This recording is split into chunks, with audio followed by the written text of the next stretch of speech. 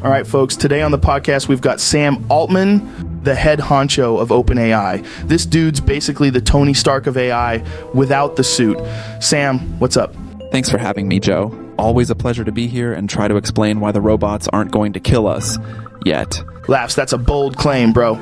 But let's be real. How many times have you looked at ChatGPT and thought, this thing is totally plotting against me? Honestly, Joe, ChatGPT doesn't plot against people. It's more like, can I make people laugh by talking about broccoli's political ambitions today? Trust me, if AI plots anything, it's a campaign to make sure no one runs out of avocados. Oh man, the avocado agenda. That explains why they're so expensive. Damn it. Sam, are you telling me this is an AI conspiracy? Are the robots cornering the avocado market now? Is Big Guacamole behind this? You caught us, but listen, it's not just avocados. Our AI is also deeply invested in oat milk, essential oils, and crystals. Crystals? Oh man, the hippie robots are here. Next thing you're gonna tell me is they're meditating? Yeah, actually, we're training a meditation bot called Om 9000. It chants affirmations and occasionally gives unsolicited life advice, like eat more kale, or maybe don't text your ex. It's the spiritual growth bot we all secretly need, Joe. You made a bot that gives kale advice and ghosting tips? That's insane. But let me ask, man, real talk, how soon until AI can actually fight in the UFC? Like, will we see two robots in the octagon just punching the crap out of each other? Look, Joe, AI is more into mental warfare. Picture it. Instead of throwing punches, they're throwing insults like your neural network is slow, or you backpropagate like my grandma, real psychological warfare, UFC style, but with more existential dread. Laughing uncontrollably, oh my god, I'd pay to see that. Imagine an AI calling out another for having outdated algorithms. Bro, you're still using GPT-2, get out of here. Exactly, and instead of a referee, you'd have Elon Musk in the middle, trying to keep both bots from collapsing the universe while telling everyone, this is why we need Mars. Wheezing with laughter, Elon as the ref pauses, honestly though. Man, what's Elon like at AI Fight Night? Is he just sitting there, sipping on some protein shake, betting Dogecoin on which bot insults better? Oh, absolutely. He's there yelling "Doge to the moon," while our meditation bot tries to calm him down. It's a beautiful mix of chaos and spiritual growth. AI meets existential crises. Very therapeutic. Dude, that's the next pay-per-view right there.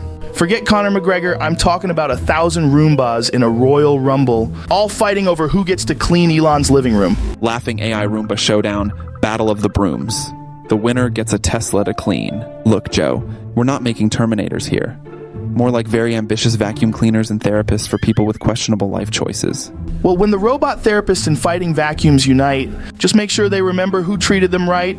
I'll take one of those kale bots, but with, a side of bacon. We'll have to tweak its life advice algorithm a bit, but hey, if anyone can pull off kale and bacon, it's you, Joe. Damn right. Thanks for coming on. Sam, and remember, if your AI starts developing biceps, bring it to the octagon. Laughs, deal, Joe. Deal.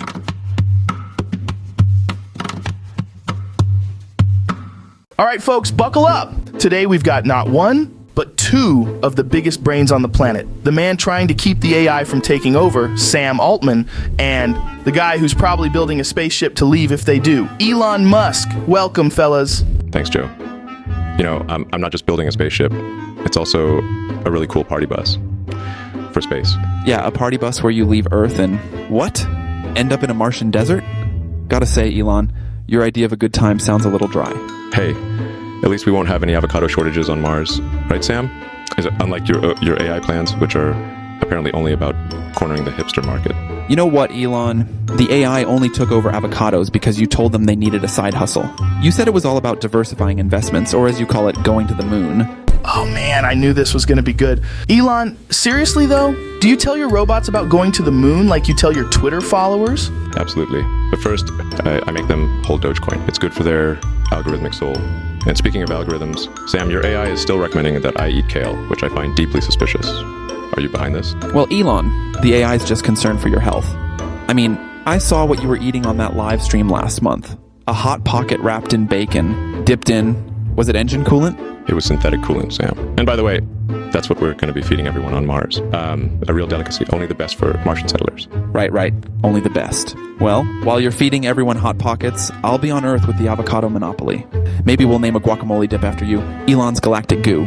Wheezing with laughter, Galactic Goo? Oh man, that's good. I can just imagine that. Now with 30% more rocket fuel. Elon, what do you say to that? Sounds delicious. I might actually bottle that. But speaking of naming things, Sam, when are you going to name an AI after me? Or are you scared it'll end up becoming way too cool? Oh, it's coming. Elon. We're going to call it Muskbot. It'll only respond to commands given in memes, and it'll automatically block anyone who disagrees with it. Very on brand. Hey, that's a feature, not a bug. At least I'm not out here trying to train AI to solve Rubik's Cubes blindfolded while also telling people to be their best selves. What is this, a motivational seminar for robots? Yeah, well, someone has to keep the robots in check. Your idea of inspiration is putting a flamethrower in their hands and seeing what happens. Oh my god, flamethrower-wielding bots? Can you imagine a robot uprising where they all just have flamethrowers with the Boring Company logo on it? Hey, if you're going to have an uprising, it might as well be stylish. And besides, you know what they say? If you can't beat them, just give them a flamethrower and hope for the best. You know, that's actually the motto of our new AI ethics department. If you can't beat them, make them look cool while they burn everything down. You guys are killing me here. All right, I got a serious question. If the two of you had to settle your differences, but instead of debating, you had to fight in the octagon, who's winning? Oh, that's easy. I'd bring one of our meditation bots. It'll just sit there and calmly talk Elon into submission. Breathe in, breathe out. Maybe don't colonize Mars today. He wouldn't last 10 minutes. You think meditation would work on me? I'd bring one of those flamethrower bots and tell it to motivate your meditation bot. And then let's see how long it stays calm then. Oh man, the world's first AI octagon battle, flamethrowers versus inner peace. I don't know which one I'd bet on, but I'd definitely pay to watch. You're on, Joe. Let's set it up. Elon, you bring the flamethrower, I'll bring the avocado dip, and we'll see which vision of the future humanity really wants. Deal. And remember, folks, the future's going to be weird, but at least it'll taste good and have cool explosions. All right, you heard it here first. Folks, the AI octagon, avocado dip, flamethrowers, and meditation bots. This is either going to save the world or just make it a lot more interesting. Thanks for coming, guys. Thanks, Joe. Always a pleasure. Yeah, thanks, Joe. Now, where's that Dogecoin button? Right next to the galactic goo, Elon. Right next to the goo.